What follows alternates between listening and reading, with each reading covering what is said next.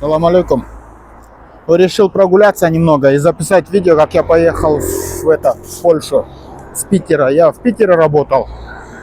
После подготовки визы, это подготовка тоже, занимался я сам, без каких-либо агентств. С Питера я на автобусе проехал. На автобусе поехал я в Польшу через Латвию. То есть вот после начала вот этих операций военных я после подготовки документов, там есть автобусы.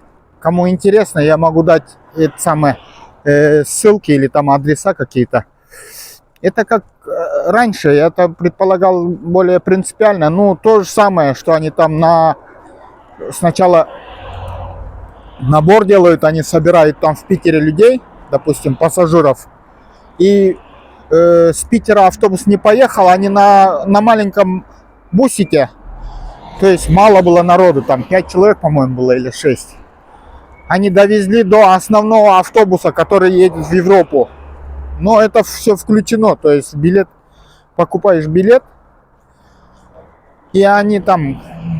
Это вот как раньше, в 90-е годы, или там, я думаю, вот эта система. Я думал, как-то принципиально вот это все в интернете смотришь, они там на сайтах показывают номера, то есть автобусы. Не это. Ну, главное, доехали, без проблем доехали. То есть они на этих бусиках сначала везут какой-то город. Я забыл, какой город, но там пересели мы ночью там.